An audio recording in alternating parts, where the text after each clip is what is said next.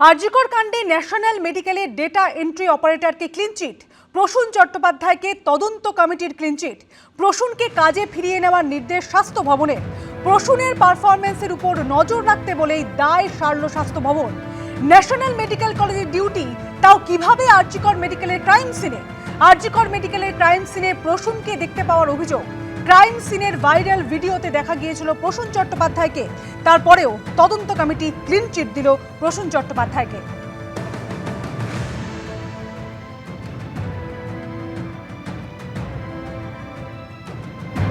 আরজিকর কাণ্ডে ন্যাশনাল মেডিকেলের data entry operator Prasun চট্টোপাধ্যায়কে ক্লিন চিট দিল তদন্ত কমিটি। প্রসূনকে কাজে ফিরিয়ে নেওয়ার নির্দেশ স্বাস্থ্য ভবনের, প্রসূনের পারফরমেন্সের উপর নজর রাখতে বলেই দায় সারল স্বাস্থ্য ভবন।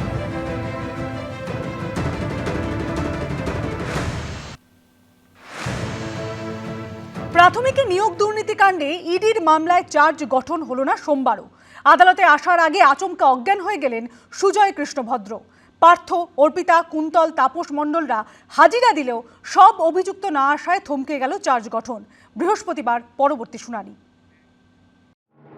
চার্জ গঠনের জন্য 31শে ডিসেম্বর পর্যন্ত সময় বেঁধে দিয়েছিল সুপ্রিম কোর্ট, কিন্তু সোমবার আদালতে আসার সময় ফের অসুস্থ হয়ে পড়লেন কালীঘাটের কাকু, যার জেরে এদিনও প্রাথমিক নিয়োগ দুর্নীতিকাণ্ডে ইডির মামলায় চার্জ গঠন করা গেল না। ইডির বিশেষ আদালতের বিচারক শুভেন্দু সাহা মন্তব্য করলেন, আমার চেষ্টার ত্রুটি ছিল না, কিন্তু উপায় তো নেই, সবকিছু আমার নিয়ন্ত্রণে থাকে না। প্রাথমিকে নিয়োগ দুর্নীতিতে ইডির মামলায় 31শে ডিসেম্বরের মধ্যে চার্জ গঠনের জন্য সময় বেঁধে দিয়েছিল সুপ্রিম কোর্ট। সেই মোতাবেক নিম্ন আদালতে আজকে দিন নির্ধারণও করা হয়েছিল। পার্থ চট্টোপাধ্যায়, অর্পিতা মুখোপাধ্যায়, কুন্তল ঘোষ, তাপস মণ্ডল সহ বাকি অভিযুক্তরা আদালতে উপস্থিত হয়েছিলেন, কিন্তু তারপরেও চার্জ গঠন হলো না। আর আবারও সেই কালীঘাটের কাকু অর্থাৎ সুজয় কৃষ্ণ ভদ্র আদালতে উপস্থিত না হওয়ায় থমকে গেল চার্জ গঠনের প্রক্রিয়া, যা নিয়ে আক্ষেপ প্রকাশ করলেন খোদ বিচারক। 13ই ডিসেম্বর এই মামলায় পার্থ চট্টোপাধ্যায়ের জামিন মঞ্জুর করে সুপ্রিম কোর্ট। ওই দিনই সর্বোচ্চ আদালত নির্দেশ দেয় 31শে ডিসেম্বরের আগে চার্জ গঠনের বিষয়ে সিদ্ধান্ত নেবে নিম্ন আদালত। জানুয়ারি মাসের দ্বিতীয় এবং তৃতীয় সপ্তাহের মধ্যে সাক্ষ্য গ্রহণ শেষ করতে হবে।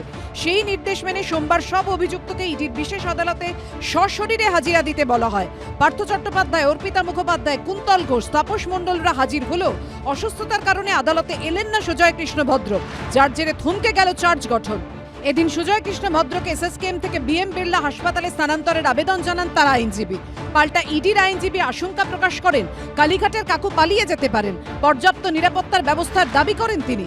সুজয় কৃষ্ণের আইনজীবীকে উদ্দেশ্য করে বিচারক বলেন, বিএম বিড়লা হাসপাতালে অস্ত্রোপচারের পর হাসপাতাল কর্তৃপক্ষ সেখানে চিকিৎসা করাতে যেতে বলেছিলেন, তখন কেন আবেদন জানানো হয়নি? অনেক আগেই বিএম বিড়লা হাসপাতালে নিয়ে যাওয়া উচিত ছিল, সেটা কেন করা হয়নি? কালীঘাটের কাকুর আইনজীবী বলেন, তার শারীরিক অবস্থার অবনতি হয়েছে। বিচারক শুভেন্দু সাহা প্রশ্ন করেন, ঘোরাচ্ছেন কেন বিষয়টা? কেন আগে নিয়ে যাওয়া হয়নি? কেন সরানো হয়নি এসএসকেএম থেকে? মেডিকেল নেগলিজেন্স শুনেছি, এটা কি জুডিশিয়াল নেগলিজেন্স? পরে কালীঘাটের কাকুকে বিএম বিড়লায় নিয়ে যেতে অনুমতি দেন বিচারক। পাশাপাশি নির্দেশ দেন, বৃহস্পতিবারের মধ্যে সুজয় কৃষ্ণ ভদ্রর মেডিকেল রিপোর্ট জমা দিতে হবে আদালতে, তারপর চার্জ গঠন নিয়ে পরবর্তী সিদ্ধান্ত নেওয়া হবে। আমাদের তো কিছু করার নেই, এইখানে হেলথ কন্ডিশন ওনার যেরকম খারাপ হয়েছে সেই কারণেই ওনাকে শিফট করা হয়েছে, এবং আজকেও কোর্ট পারমিশন দেওয়া হলো যে আজকে এসএসকেএম থেকে ওনাকে বিএম বিড়লায় শিফট করা হবে, এবং সেইখানে ইডি আইওকে বলা হলো, ডাইরেকশন দেওয়া হয়েছে যে উনি যাতে কপি, অর্ডার শিটের কপি উনি বিএম বিড়লা, এসএসকেএম এবং প্রেসিডেন্সি জেলকে সার্ভ করে। এদিন নাম না করে নিয়োগ দুর্নীতিতে অভিযুক্ত কালীঘাটের কাকুকে কটাক্ষ করেছেন এই মামলারই আরেক অভিযুক্ত তাপস মণ্ডল। আমি তো নিজে অসুস্থ অবস্থায় কালকে হসপিটাল থেকে বেরিয়েও আমি অ্যাটেন্ড করছি।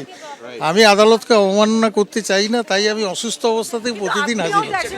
নিয়োগ দুর্নীতিকাণ্ডে ইডির মামলা থেকে অব্যাহতি চেয়ে আগেই আবেদন করেছিলেন পার্থ চট্টোপাধ্যায় সহ একাধিক অভিযুক্ত। সেই মামলাতেও নির্দেশ দেওয়ার কথা ছিল সোমবার, সব অভিযুক্ত উপস্থিত না থাকায় সেই নির্দেশ দেননি বিচারক। এদিন আদালতে এসেছিলেন জেলবন্দি পার্থ এবং সদ্য জামিন পাওয়া অর্পিতা, দুজনেই। অধিবাসী বৃন্দদেরকে শুভ নববর্ষের হার্দিক অভিনন্দন জানাই। এই দুঃসময়েও তারা আমার পাশে থাকার জন্য। এটা তো পুরো আইনি প্রক্রিয়া, তো আইনের উপরে ছেড়ে দিই, আইনের উপর আস্থা আছে, বিচার ব্যবস্থার উপর ভরসা আছে, বিচার ব্যবস্থায় ঠিক করে আমাদের বাকি হবে। সুপ্রিম কোর্ট তো বলে দিয়েছিল 31 তারিখের মধ্যেই চার্জ গঠন করে দিতে, মানে এটা কি জানি না। বৃহস্পতিবার এই মামলার পরবর্তী শুনানি। ব্রতদীপ ভট্টাচার্য, আবির দত্তর রিপোর্ট, এবিপি আনন্দ।